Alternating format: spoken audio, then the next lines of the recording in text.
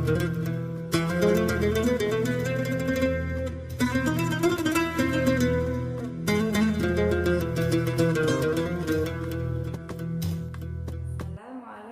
warahmatullahi wabarakatuh. Alhamdulillahirabbil alamin. Kita bersyukur kepada Allah Subhanahu wa taala atas segala nikmat karunia-Nya yang senantiasa dicurahkan kepada kita semua, sehingga pada kesempatan hari ini kita masih bisa bertemu kembali, bertatap muka melalui video ini. Alhamdulillah, kita bersyukur kepada Allah yang selalu memberikan umur panjang, nikmat iman, Islam, dan kesehatan kepada kita semua. Salawat dan salam semoga senantiasa tercurah kepada kedua hasanah kita, yaitu Rasulullah Shallallahu Alaihi Wasallam, manusia terbaik sepanjang sejarah ini, beserta para sahabatnya, para keluarganya, tabi'in, tabi'ut tabi'in, dan orang-orang solih yang senantiasa setia bersama dengan jalan dakwah Rasulullah. Mudah-mudahan kita semua, anak-anakku yang solih dan solihah, juga nantinya termasuk di antara golongan umat Rasulullah Shallallahu Alaihi Wasallam. Anak-anakku yang solih dan solihah, mudah-mudahan kalian semua tetap dalam keadaan sehat dan selalu bersemangat menjalani hari-hari kalian untuk meraih masa depan yang lebih baik. Pada kesempatan hari ini, kita akan sama-sama melihat, mempelajari firman Allah dalam Al-Quran yang berkaitan dengan pelaksanaan kurban. Anak-anak yang solih dan solihah, pada masa ini bulan yang dimuliakan oleh Allah, di mana di situ ada satu syariat yang Allah perintahkan, yaitu syariat berkurban, yang diperintahkan, disunahkan kepada hamba-hamba Allah yang beriman, yang memiliki kemampuan untuk menunjukkan keimanan dan ketakwaannya kepada Allah Subhanahu wa taala. Mari sama-sama kita lihat di dalam Al-Qur'an. Kalian yang punya Al-Qur'an boleh dibuka, disimak di dalam surah As-Saffat ayat 102 sampai 107. Di situ dijelaskan tentang awal mula disyariatkannya ibadah kurban oleh Allah Subhanahu wa taala. A'udzu billahi minasyaitonir rajim. Bismillahirrahmanirrahim. Falamma balagha ma'ahu sa'ya qala ya bunayya inni ara fil manami anni adbahuka fanzur madza tara. Qala ya abati if'al ma tu'mar satajiduni insya'allahu minas sabirin. Falamma aslama wa tallahu lil jabin wa nadainahu ayya Ibrahim qad saddaqatar ru'ya inna kadzalika najzil muhsinin inna hadza lahuwal bala'ul mubin wa fadainahu bidzibhin 'adzim. Shadaqallahul 'adzim. Yang artinya, maka ketika anak itu sampai pada umur sanggup berusaha bersamanya, Ibrahim berkata, "Wahai anakku, sesungguhnya aku bermimpi bahwa aku menyembelihmu. Maka pikirkanlah bagaimana pendapatmu." Dia, Ismail, menjawab, "Wahai ayahku, lakukanlah apa yang diperintahkan Allah kepadamu. Insya Allah engkau akan mendapatiku termasuk orang yang sabar. Maka ketika keduanya telah berserah diri dan dia Ibrahim membaringkan anaknya atas pelipisnya untuk melaksanakan perintah Allah, lalu kami panggil dia, "Wahai Ibrahim, sungguh engkau telah membenarkan mimpi itu.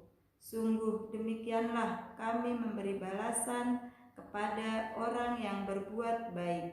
Sesungguhnya ini benar-benar suatu ujian yang nyata. Dan kami tebus anak itu dengan seekor sembelihan yang besar." Nah, demikianlah anak-anakku yang sholih dan sholihah tentang disyariatkannya perintah berkurban. Awal mulanya adalah kita bisa melihat dari sini kisah Nabi Ibrahim alaihissalam bersama dengan putranya Ismail, yang mana Allah betul-betul ingin menguji keimanan, ketakwaan, ketaatan seorang Nabi Ibrahim pada waktu itu dengan diperintahkannya untuk menyembelih anak kandungnya sendiri, yaitu Nabi Ismail. Pada waktu itu belum menjadi nabi, yang kemudian hari beliau juga diangkat menjadi seorang nabi Allah. Disitulah Allah ingin menguji bagaimana kesungguhan, keimanan, ketaatan Nabi Ibrahim kepada Allah Subhanahu wa Ta'ala.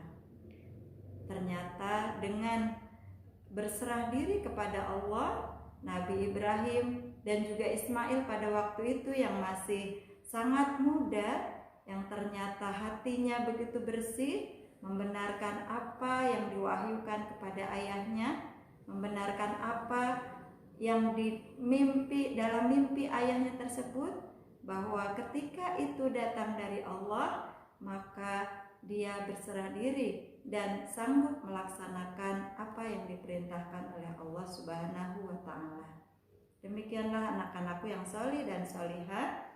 Dari ayat ini kita bisa mengambil pelajaran bahwa sungguhnya perintah berkurban itu adalah perintah dari Allah Subhanahu wa Ta'ala yang sudah dicontohkan oleh Nabi Allah pada waktu itu, yang awal mulanya adalah kepada Nabi Ibrahim alaihissalam, dan kemudian ketika masa Nabi Muhammad SAW, ketika ajaran Islam itu sudah datang gitu ya, kisah itu diceritakan kembali sebagai perintah berkurban, dan itu adalah syariat dari Allah Subhanahu wa Ta'ala.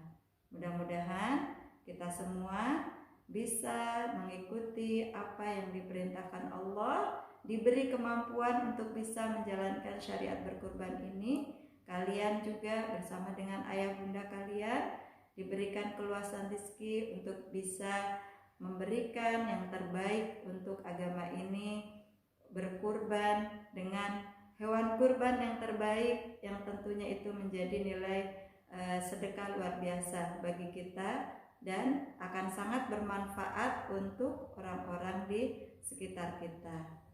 Setelah ini nanti kita akan lanjutkan dengan pembahasan berikutnya tentang hewan kurban apa saja yang boleh dikurbankan dan ciri-cirinya hewan-hewan yang bisa dikurbankan.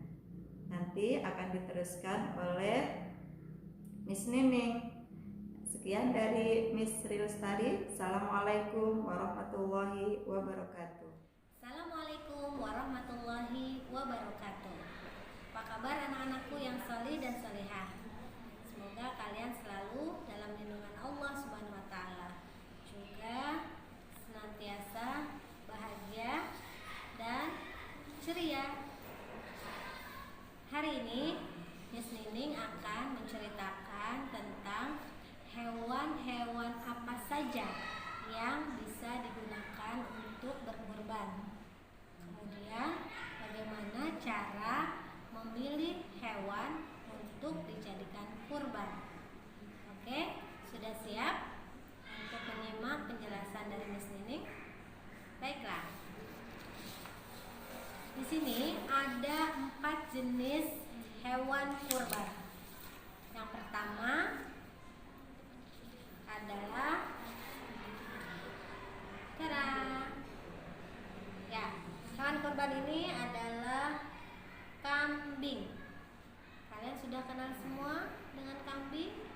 Ya, pasti kalau kalian jalan-jalan di sekitar rumah pasti sudah ditemukan beberapa hewan kambing yang dijual. Oke. Yang kedua adalah ya, hewan ini berbulu sangat lebat. Dia adalah domba.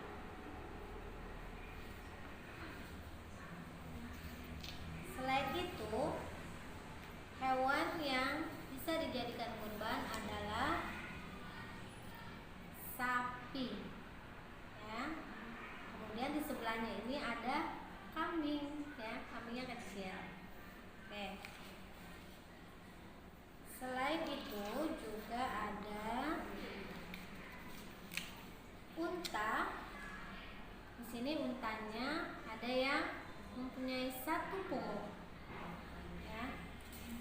Ada juga unta yang mempunyai 2 punuk. Oke. Nah, itulah hewan-hewan yang bisa kita jadikan kurban di hari raya Idul Adha.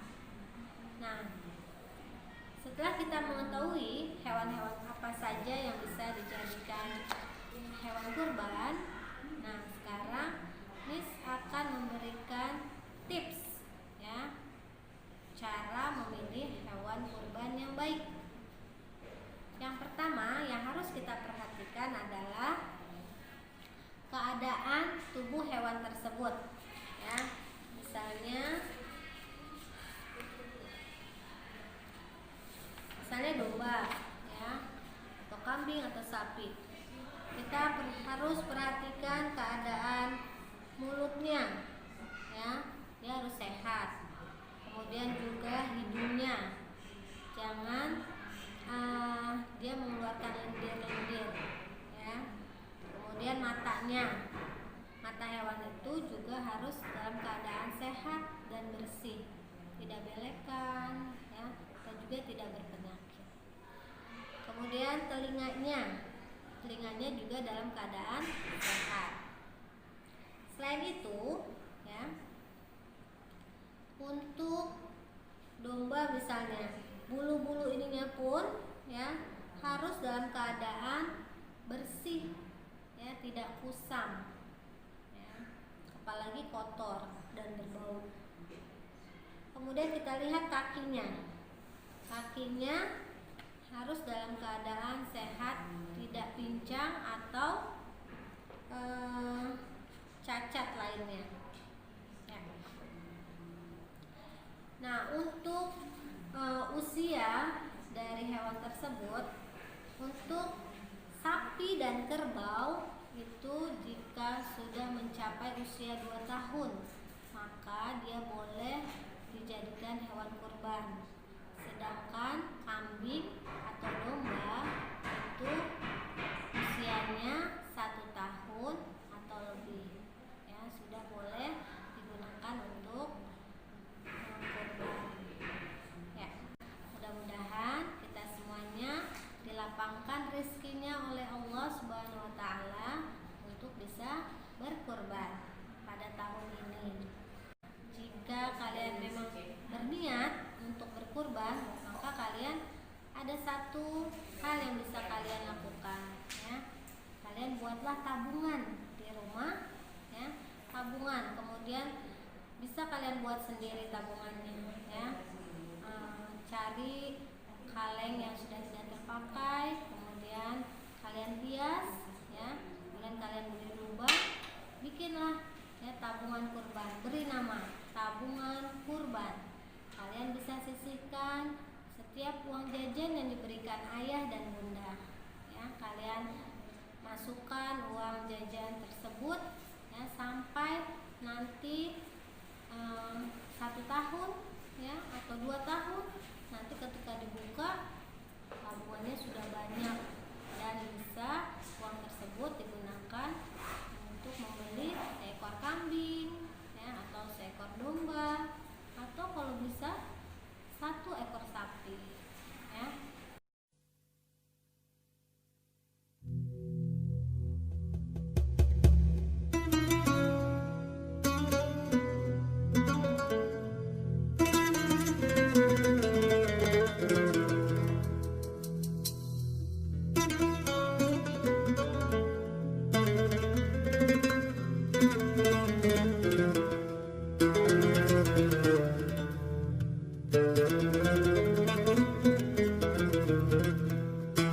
Wabarakatuh.